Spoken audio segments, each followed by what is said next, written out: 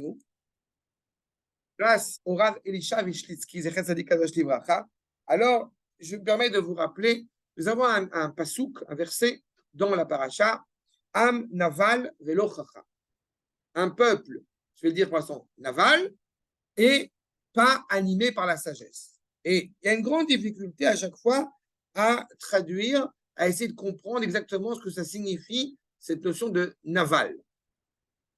Et quand on regarde de manière très intéressante dans notamment le traité de Rosh Hashanah, alors il y est relaté un épisode qui s'est produit pendant les 10 jours entre Rosh Hashanah et Yom Kippourim.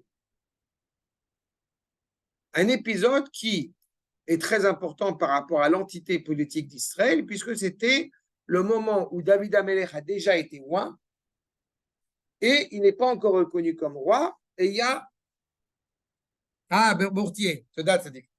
Et il a déjà été roi, et il n'a pas encore été reconnu comme roi, seulement par le peuple. En tout cas, il y a une crise politique, si je puis dire, entre Shaoul et David. Et David, il a une armée qui n'est pas là d'ailleurs pour combattre Shaoul, puisqu'il y a la reconnaissance du roi pour l'instant, mais il est là pour protéger les agriculteurs qui sont là dans sa fuite, dans le cheminement qu'il a. Et parmi ces agriculteurs, eh bien, il y en a un qui s'appelle justement Naval. Pour vous citer exactement, Hashem et Naval. Il y a ce personnage de Naval qui est un des agriculteurs. Et puis, comme évidemment, ils n'ont pas les moyens que peut avoir une armée d'État, ce n'est pas une armée d'État, alors David Amelech demande pour ses soldats, il n'avait pas le temps de prendre un sandwich ni de l'eau, il demande à Naval de leur donner un peu d'eau. Et Naval récuse catégoriquement la possibilité d'aider David et ses soldats.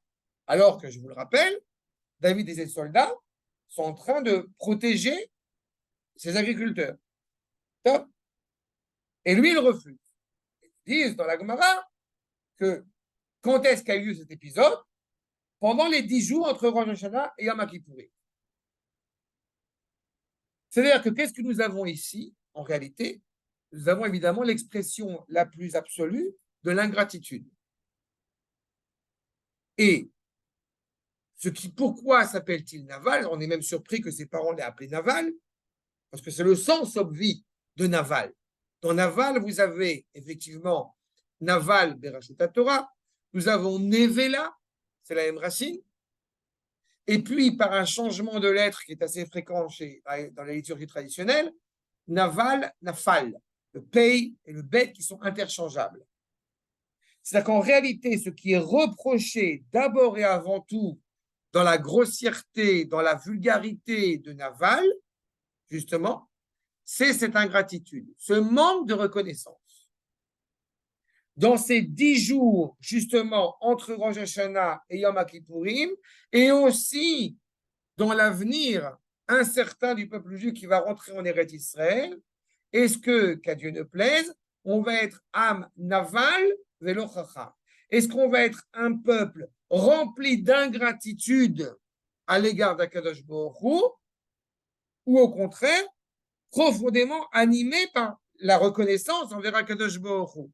Le Chacham est celui capable de reconnaître l'essence des choses, Koachma, le sens profond des choses. Seulement, dans notre paracha, eh bien, cela laisse apparaître, au moment où on commence à avoir une certaine aisance, il y a un risque, eh bien, qu'on rejette, on oublie, et justement, il y a une exigence, Yom HaZikaron à Rosh Hashanah, il y a une exigence de se rappeler d'Akadosh Baruch Hu, et pas de se rappeler comme si je me rappelais qu'il y avait tel ou tel événement. Non, d'avoir une sorte de reconnaissance, de souvenir constant de ce pourquoi j'ai, grâce à Dieu, acquis cette richesse physique, mentale, spirituelle, économique à tous les niveaux. Le Naval est celui qui, justement, va faire preuve de cette ingratitude et ne pas reconnaître quelle est l'origine des choses. Grâce à qui, eh bien, il est protégé. Et donc, ce qui est le cas dans l'épisode qui est évoqué, d'avoir la décence de donner de l'eau justement à David. On a, de manière assez terrible, un épisode qui lui aussi est assez significatif. Quand on a une telle richesse, on devrait avoir la décence de dire on sait que c'est grâce à Kadosh Baruch. Il semblerait qu'à une certaine époque, maintenant révolue, il y avait beaucoup d'eau à Sdom. Il y avait, si on appelle cette région-là du globe le Negev, ça veut dire que jadis, il y avait de l'eau. Puisque Negev, ça vient de Negev, asséché. Donc, c'est-à-dire que d'avant, il y avait de l'eau. Malheureusement, l'implication de ces habitants de Sdom, qui a fait preuve d'une ingratitude terrible, a asséché cette région. Ils ont oublié ce pourquoi ils avaient le privilège d'avoir de l'eau, ce pourquoi ils avaient le privilège d'avoir justement des victuailles, des richesses, pour pouvoir octroyer du bien autour de soi. Combien de fois on a l'occasion de le rappeler? Si vous avez beaucoup d'argent, et je vous souhaite d'en avoir encore plus, il serait malvenu, d'un point de vue juif, de dire mais pourquoi lui il a beaucoup d'argent et moi j'en ai pas? Mais non, on veut Aïn Tova. On souhaite, il y a une phrase que j'aime beaucoup, je te souhaite d'avoir beaucoup d'argent et de me donner ton maaser. Mais en réalité, c'est ça. Parce que, encore une fois, Akadosh Baruch Hu te permet d'avoir beaucoup d'argent, c'est pour que tu puisses prodiguer du bien autour de toi. Dans une génération, malheureusement, où on a tous les systèmes virtuels pour se rappeler, et malheureusement, eh ben, on se retrouve confronté à oublier beaucoup de choses. Du coup,